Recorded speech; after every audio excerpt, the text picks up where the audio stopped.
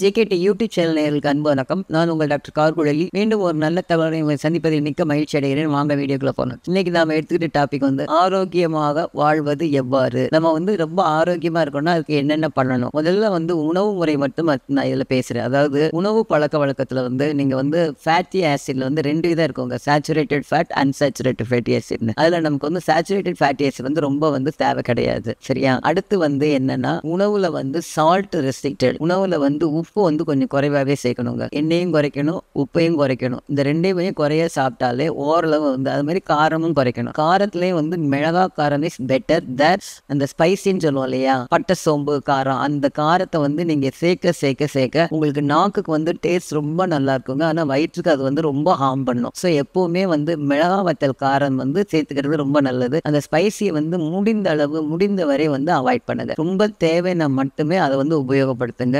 அத்தியாவசிய தேவை அவசியமா கொஞ்சம் குறைச்சே இது பண்ணுங்க. ஒரு நபருக்கு, பெரிய நபர் அடல்ட்டுக்கு ஒரு நாளைக்கு தேவையான உப்போட அளவு 6 கிராம் தாங்க. கேன் யூ இமேஜின் நம்ம எவ்வளவு உப்பு யூஸ் பண்ணிட்டு இருக்கோம்னு பாருங்க. அதாவது உப்பு கண்டிப்பா குறைச்சி தாங்க உபயோகப்படுத்தணும். அதே மாதிரி இப்ப எல்லாருமே நிறைய நேரம் ஏசியில இருப்பதுனால உங்களுடைய ஸ்வெட்ல சோடியம் குளோரைடு எக்ஸ்கிரீட் ஆகிறது குறையும். ஸோ உங்களுடைய இது தேவை இன்னுமே குறைய வாய்ப்பு இருக்கு. ஸோ அதனால என்ன பண்றீங்க, நீங்க கண்டிப்பா உப்பு எடுக்கிறீங்களா, அந்த உப்போட அளவு நல்லா குறைச்சிக்கோங்க. இந்த உப்போட அளவு ஒரு நாளைக்கு 6 கிராம் சொல்றோம்ல, இதுல நீங்க ஊறுகாய், கருவாடு, அப்பளம் இந்த மூணே சேர்த்தீங்கன்னா இதுல எல்லாமே நிறையவே ப்ரிசர்வேட்டிவ் பர்பஸ்க்காக நிறைய இது பண்ணியிருப்பாங்க உப்பு. அதனால இது எல்லாம் சேர்க்கும் பொழுது நீங்க இன்னுமே மற்ற இது சேர்க்கறது உப்போட அளவை குறைச்சிக்கிடணும். இல்லை இதோட இந்த அளவை எப்பயோ அக்கேஷனலா ஒரு நாள் வேற ஒண்ணுமே இல்லை, ரெடி பண்ண நேரம் இல்லை அப்படிங்கிற பட்சத்துல ஒரு தயிர் சாதம், ஊறுகாய் அந்த மாதிரி இது பண்ற மாதிரி இது பண்ணிக்கணும். அடுத்து இந்த சீஸ் நீங்க முடிஞ்ச அளவுங்க ஃபாஸ்ட் ஃபுட்டு சீஸ் ரொம்ப சேர்க்கறது இதெல்லாம் குறைச்சிக்கணும். சீஸ், பன்னீர் இதெல்லாம்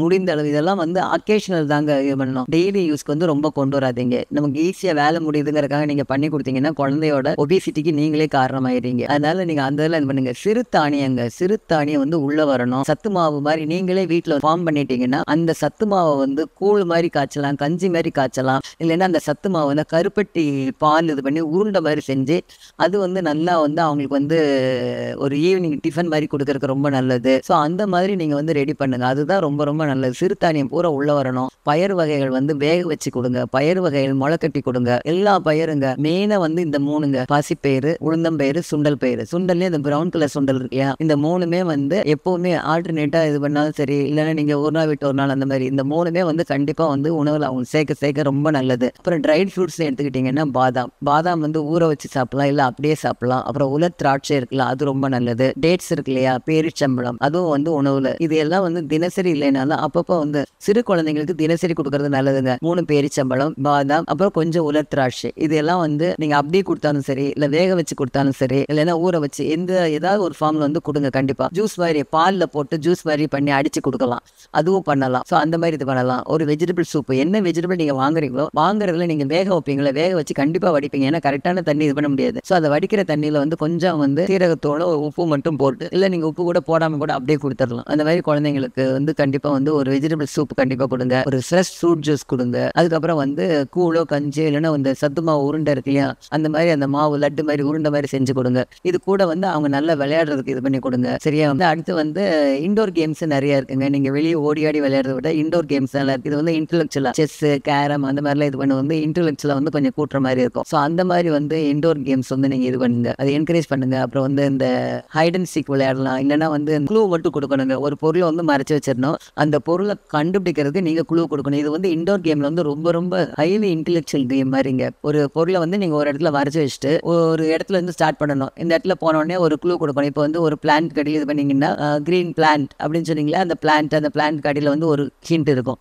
அதை எடுத்துட்டு அவங்க போனா உடன் பீரோ, இல்லைன்னா உடன் ஸ்லாப் அந்த மாதிரி ஏதாவது போட்டு அதுல இருக்க அடுத்த க்ளூ அப்படிங்கிற மாதிரி அவங்க அதை தேடி கண்டுபிடிச்சு அதுக்கடுத்து அது மாதிரி அதுலயே கொஞ்சமா இது பண்ணி இந்த மாதிரி சண்டேஸ்ல குழந்தைங்களுக்கு இது பண்ணீங்கன்னா அவங்களோட இன்டெலிஜென்ஸும் கூடும். அவங்களுக்கு ஒரு எதையும் தெரிஞ்சுக்கணுங்கிற ஒரு ஆர்வம் வரும். அடுத்து நெய் கண்டிப்பா உணவுல இருக்கணும். இந்த சீஸை தவிருங்கன்னு சொன்னேன். அதே மாதிரி ஃபாஸ்ட் ஃபுட்டுக்கு ஆனா நெய் சுத்தமா நீங்களே வாங்கி இது பண்ணாலும் சரி, இல்லைன்னா ஆவின் ப்ரிப்பரேஷன் இருந்தாலும் சரி, இல்லைன்னா சுத்தமா நெய் தயாரிக்கிற இடத்துல நீங்க சொல்லி வச்சு குழந்தைங்களுக்கு வளர்ற குழந்தைங்க இருக்கிற இடத்துல நல்ல பெரியவங்கனாலுமே நெய் வந்து ரொம்ப நல்லது. நெய் வந்து உணவுல வந்து கண்டிப்பா நீங்க வந்து சேர்க்க ஆரம்பிங்க. சரியா? அது வந்து நல்லாவே உடம்புக்கு வந்து எல்லா விதத்திலுமே இதாகும். சரியா? அதுக்கப்புறம் வந்து நான் சொன்ன மாதிரி ட்ரைட் ஃப்ரூட்ஸ் வந்து கண்டிப்பா உங்க உணவுல இருக்கணும். சீசனல் ஃப்ரூட்ஸ் என்னென்ன சீசனல் ஃப்ரூட்ஸ் இருக்கோ அதுவும் கரெக்டா அந்தந்த சீசனுக்கு அதை வந்து கரெக்டாக இது பண்ணிக்கோங்க.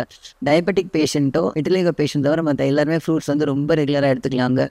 என்ன ஃப்ரூட்ஸ் கிடைக்குதோ நீங்கள் இந்த ஃப்ரூட் தான் சாப்பிடணும்லாம் கணக்கே கிடையாதுங்க. எல்லா ஃப்ரூட்ஸ் இது பண்ணலாம். அதில் சில ஃப்ரூட்ஸ் வந்து ரொம்ப நல்லது பண்ணும். அதில் மெயினாக சொல்கிறது வந்து இந்த அவகாடோ அதெல்லாம் வந்து ரொம்பவே நல்ல ஃப்ரூட். பட்டர் ஃப்ரூட்னு சொல்லுவாங்க. அதெல்லாம் ரொம்ப நல்லது. ஆனால் காஸ்ட்லி பட் இருந்தாலும் அதெல்லாம் நல்லா சேர்த்துக்கலாம். மற்றபடி எல்லா ஃப்ரூட்ஸுமே வந்து ரொம்ப நல்லது தான். ஃப்ரூட்ஸ் எல்லாம் வந்து மெயினாக வந்து கார்போஹைட்ரேட் தான். அந்த கார்போஹைட்ரேட் ஈஸிலி டைஜஸ்ட் உள்ள கார்போஹைட்ரேட்னால நமக்கு ரொம்ப நல்லது தான் பண்ணும். ஸோ ஃப்ரூட்ஸ் ஃபைபர் நிறைய இருக்கும். ஃபைபர் ரிச் டயட் இருந்தாலே ரொம்ப நல்லது தான். ஸோ அந்த மாதிரி இருக்கிறனால எல்லா ஃப்ரூட்ஸுமே எது இப்போ சீசன் வந்து இப்போ சீசன் வந்து சொல்லலாம் ராஜபாளையத்தில் மாம்பழம். சரியா? அதே மாதிரி சப்போட்டாவும் கிடைக்குது. இப்போ சப்போட்டா பழம் இருக்கு இல்லையா? அந்த இது வந்து ரொம்ப சீசனல் தான். ஸோ அந்த மாதிரி சீசனல் ஃப்ரூட்ஸ் இது பண்ணுங்க. வெள்ளரிக்காய் வந்து ரொம்ப நல்லா இது பண்ணலாங்க. வெள்ளரிக்காய் வந்து எப்பவுமே கிடைக்கும். அதை வந்து நல்லா சுத்தமாக நல்லா க்ளீன் பண்ணிடுங்க. மேலே ஒரு தடவைக்கு 2 தடவை நல்லா இது பண்ணிட்டு ஸ்லைஸ் பண்ணி அப்படியே ஒரு இதில் சின்னதில் போட்டு மூடி வச்சிருங்க. அதை போட்டு மூடி வச்சுட்டு அப்பப்போ போகும்போது இந்த பக்கம் அந்த பக்கம் போகும்போது இது பண்ணலாம். அதே மாதிரி கேரட் ஒரு நாள் பண்ணலாம். அது மாதிரி ஒரு நாளைக்கு வந்து ஆனியன் இருக்குல்ல, பெரிய வெங்காயம் சொல்லுவாங்களா, அதை கொஞ்சம் ஸ்லைஸ் பண்ணி போட்டு அந்த சாப்பிட சொல்லலாம் பிள்ளைங்கள். இந்த மாதிரி 3 இது பண்ணலாம். அது மாதிரி முளைக்கட்டின பயிர் இதெல்லாம் கூட அது கூடயே வந்து லேசாக வந்து துருவல் மாதிரி வெங்காயத்தை வந்து நல்லா துருவி அந்த முளைக்கட்டின பயிர் அந்த பயிர் மேலே இதை துருவி விட்டுட்டு லேசாக ஒரு எலுமிச்சம்பழத்தை பிழிஞ்சு விட்டிங்கன்னா போதுங்க. சூப்பராக நல்லா சாப்பிடுவாங்க. நல்லா பசியை எடுக்கும். ஸோ அந்த மாதிரி ஒரு பண்ணி கொடுக்கலாம். ஒரு சின்ன இதில் நீங்கள் எனக்குலாம் வந்து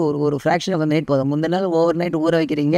எடுத்து ஒரு ஹாட் பேக்கில் போட்டுட்டு போயிடுறீங்க. சாயந்தரம் வந்து அது முளைச்சிருக்கும். அந்த முளைச்சதோட ஒரே ஒரு வெங்காயம் எடுக்கிறீங்க. நல்லா துருவுறீங்க. அது மேலே போட்டுட்டு கொஞ்சோண்டு ஒரு அரை எலுமிச்சம்பழத்தை புழிஞ்சு விட்டிங்கன்னா ஈஸியாக ஒரு ஈவினிங் ஸ்நாக்ஸ் ரெடி. அதே இது வந்து வேக வச்ச கடலை இருக்குல்ல, வேர்க்கடலை வேக வச்ச கடலையை ஒரு நாள் வைக்கலாம். அதுக்கப்புறம் வந்து வேக வச்ச சுண்டல் இருக்கலாம். அந்த சுண்டலோட இந்த கொஞ்சம் வெங்காயத்தை போட்டு லேசாக ஒரு எலுமிச்சம்பழத்தை பாதியாக புழிஞ்சு விட்டிங்கன்னா போதும். இதுதான் அவங்க வெளியில் பண்ணுறாங்க. இதே நீங்கள் வீட்டில் செஞ்சு கொடுக்கலாமே. நல்லா சுத்தமானதாகவும் இருக்கும். ஆரோக்கியமான சிற்றுண்டி ரெடியாக இருக்கும். வீட்டில் ஒரு 5 நிமிஷம் மெனக்கெட்டிங்கன்னா குழந்தைகளுக்காக நல்ல விதமாக இதாக அவங்க ஸ்டமக் அப்செட் ஆகாது. ஸோ இந்த மாதிரிலாம் பண்ணினீங்கனாலே ரொம்ப நல்லா இதாகும். பயிர் வகையில் உள்ளே கொண்டு வாங்க. சிறுதானியத்தெல்லாம் வறுத்து மாவாக பண்ணி வச்சுக்கோங்க. ஸோ அந்த மாதிரிலாம் பண்ணினீங்கனாலே உங்களுக்கு வந்து ஒரு நேரம் அவசரத்துக்கு உடனே டக்குன்னு வந்து தோசை ஊற்றுறதுக்கு வந்து ரொம்ப இதாகும். மெயினாக வந்து உளுந்து அப்புறம் வந்து சுண்டல். அந்த சுண்டலும் வந்து நீங்கள் மாவா இது பண்ணி சேர்த்துக்கலாம். சரியா? அதுக்கப்புறம் கோதுமை எல்லாம் நல்லாவே இது பண்ணலாம். இந்த 3மே நிறைய மேஜராக இருக்கணும். மற்றெல்லாம் கொஞ்சம் கொஞ்சம் சேர்ற மாதிரி சேர்ந்து நீங்களே வந்து சிறுதானிய சத்து மாவுனே ரெடி பண்ணி இல்லை ரெடிமேடாகவே சத்து மாவுகள்லாம் இப்போ கிடைக்குது. ஒரு ஸ்டாண்டர்டாக கொஞ்சம் கரெக்டான இடத்துல எங்கே பண்ணுறாங்கன்றது தெரிஞ்சு அங்கே கூட வாங்கிட்டு நீங்கள் கஞ்சி மாதிரி இல்லைன்னா கூழ் மாதிரி இல்லைன்னா அந்த கருப்பட்டி மாவு பண்ணி உருண்டை மாதிரி செஞ்சு வச்சு மெயினாக இது வந்து பாசிப்பருப்பு மாவு ரொம்ப நல்லா இருக்குங்க. பாசிப்பருப்பு கருப்பட்டி நெய் இந்த 3ஐயும் வச்சு அழகான சிற்றுண்டி 5 நிமிஷத்தில் ரெடி பண்ணிடலாம். பாசிப்பருப்பு மாவு ரெடி பண்ணிட்டீங்கன்னா அதோட வந்து கருப்பட்டி லேசாக பாகு மாதிரி காய்ச்சி இது பண்ணி மேலே லேசாக நெய் மட்டும் விட்டாச்சுன்னா போதும். ரொம்பவும் சத்தான ஈஸியாக ஜீரணமாகக்கூடிய நல்ல ஒரு சிற்றுண்டி. இது வந்து எப்பவுமே ஒரு வாரத்துக்கு கெடாமல் இருக்கிற மாதிரி ஒரு டப்பாவில் பண்ணி வச்சிட்டிங்கன்னா அப்போ தினம் ஒன்று எடுத்து கொடுத்தா போதும். இது வந்து நிறைய செய்யாதீங்க. ஒரு வாரத்துக்கு ஒருக்கா செஞ்சு வைக்கிற மாதிரி பார்த்துக்கோங்க. ஏன்னா 1 இல்லைன்னா 2 சாயந்தரம் 1 காலையில் போகிறக்கு முன்னாடி ஸ்கூல் போகிறக்கு முன்னாடி 1 இந்த மாதிரிலாம் கொடுத்தீங்கன்னா ரொம்ப நல்லா இதாகும். அந்த பிள்ளைங்களுக்கு வந்து ரொம்ப எனர்ஜெட்டிக்காகவும் இருப்பாங்க. ரொம்ப ஃபேட்டும் சேராது. ஸோ அவங்களுக்கு வந்து ரொம்ப நல்லா இதாகும். ஹெல்த்தியாகவும் இருக்கும். ஸோ அந்த மாதிரி பண்ணுங்க. வெஜிடபிள் சூப் வந்து இது பண்ணி பழங்க. இந்த வெஜிடபிள் உங்களுக்கு இருக்க எது ஈஸியாக அந்த நேரம் வந்து கொஞ்சம் சீப்பாக இருக்குது, ஈஸியாக கிடைக்குது. அடுத்து கீரை சூப் எதுவுமே இல்லையா, கீரை சூப் இல்லை பருப்பு வேக வச்ச தண்ணி இந்த மாதிரி அது கொஞ்சம் குடிக்க வைங்க. அந்த மாதிரிலாம் பண்ணிங்கனாலே ரொம்ப நல்லா இதாகும். ஆரோக்கியமாக வாழணும்னா இதுதாங்க. கொஞ்சம் 5 நிமிஷம் மெனக்கெட்டிங்கன்னா ரொம்ப நல்லா இதாகும். வீட்டில் எந்த நேரமும் நெய் இருக்கணும், கருப்பட்டி இருக்கணும், அதுக்கப்புறம் சிறுதானியங்கள் இருக்கணும். சிறுதானியங்கள்லாம் வறுத்து பொடி பண்ணி வச்சுக்கிடணும். இந்த மாதிரிலாம் வச்சிங்கன்னா கொஞ்சம் நல்லா இதாகும். உளுந்துல வந்து வெள்ளை உளுந்து வாங்கி வச்சுக்கோங்க, கருப்பு உளுந்து வாங்கி வச்சுக்கோங்க. வெள்ளை உளுந்து வந்து கொஞ்சம் ஈஸியாக இதாகும். கருப்பு உளுந்துல வந்து அதுவும் பண்ணலாம். பட் அது வந்து கொஞ்சம் சின்ன பிள்ளைங்க இருக்கிற இடத்துல பண்ணாமல் கொஞ்சம் வளர்ந்த பிள்ளைங்க பெரிய ஆளுங்க இருக்கிறது வந்து கண்டிப்பாக பண்ணலாம். அப்புறம் வந்து ப்ரௌன் கலர் சுண்டல் அது வந்து ரொம்ப ரொம்ப முக்கியங்க. ப்ரௌன் கலர் சுண்டல் வந்து எப்போவுமே வந்து இருக்கணும். அதை நீங்கள் வேக வச்சு சாப்பிடலாம். முளைக்கட்டில் வந்து இத்தினி தான் முளைக்கும். அதை நீங்கள் ஒரு நாள் கொடுத்தீங்கனாலுமே இந்த இவ்வளோ தான் முளைக்கும். But that is good. அது ஊற வச்சதை மட்டும் ஓவர் நைட்டாக ஊற வச்சு மட்டும் ஒரு 10 வெறும் வயிற்றில் சாப்பிட்டாலே ரொம்ப நல்லது. 10 எண்ணியே போடலாங்க. தலைக்கு 5 இல்லைன்னா 10 எண்ணி போடலாம். ஏன்னா இது அதுக்கு மேலே ரொம்பவே சாப்பிட முடியாது. ஸோ அந்த மாதிரி சாப்பிட்டீங்கனாலும் ரொம்ப நல்லாயிருக்கும். அதுக்கப்புறம் வந்து உணவில் வந்து கோதுமையும் கொண்டு வாங்க. ஒரு நேரம் வந்து ஒன்று சப்பாத்தி இல்லைன்னா கோதுமை தோசை மாதிரி சாப்பிட்ற மாதிரி. ராகி வந்து ஃபூல் இல்லைன்னா வந்து அடை மாதிரி அந்த மாதிரி ஏதாவது சின்ன இது மாதிரி செஞ்சு சாப்பிட்ற மாதிரி. அது மாதிரி ராகி அது எல்லாம் சோளம் கம்பு எல்லாமே போட்டு இது திரிச்சு வச்சுக்கிட்டிங்கன்னா ரொம்ப ரொம்ப ஈஸி. அது எல்லாமே உங்களுக்கு சேர்ந்த மாதிரி இருக்கும். அதே மாதிரி குதிரைவலி இதுலலாம் இதுலலாம் வந்து தென்னை மாவு ரொம்ப இதுங்க. திருச்செந்தூர் பக்கம்லாம் போனீங்கன்னா நீங்கள் நிச்சயம் வந்து தென்னை மாவு அந்த தென்னை மாவு வந்து அவங்களோட சாப்பாடாகவே முன்னாடியில் இருந்திருக்கு. ஸோ அந்த தென்னை மாவில் வந்து அதிரசம் செய்யலாம், சின்ன சின்ன ஈட்டபிள்ஸ் செய்யலாம். ஸோ தெனை மாவு ரொம்ப நல்லதுங்க. ஸோ அந்த மாதிரி கூட இது பண்ணலாம். உணவில் வந்து அரிசிக்கு பதிலாக குதிரைவாலி அரிசி கொண்டு வரலாம். இந்த மாதிரி நீங்கள் மாற்றி யோசிச்சு கண்டிப்பாக வந்து இருக்கிறதுல கொஞ்சம் நல்லபடியாக ஹெல்த்தியாக யூஸ் பண்ணிங்கனாலே ஆரோக்கியமான வாழ்வு. நம்ம வந்து வாழ்கிற வாழை வந்து கொஞ்சம் எந்த நேரமும் நோய் இல்லாமல் ரொம்ப சந்தோஷமாக வாழ்கிறது எப்படி, இதுதாங்க. மகிழ்ச்சியாகவும் ஆரோக்கியமாகவும் வாழ கற்றுக்கணும், அவ்வளோதான். நம்ம குழந்தைங்களுக்கும் அதே இதை வந்து நீங்கள் கற்றுக் கொடுக்கணும். இதுதான் வந்து என்னுடைய இந்த இதுக்கு சொல்கிறதுக்கோட மெயின் மூலம் இதுவே அதுதான். வீட்டில் எப்பவுமே சிறு குழந்தைங்களை வளர்த்த தேன் இருக்கணும், கருப்பட்டி கொஞ்சம் வாங்கி வச்சுக்கோங்க. இந்த 3 இருந்தாலே ஓரளவு கரெக்டாக இது பண்ணுற மாதிரி இருக்கவங்க.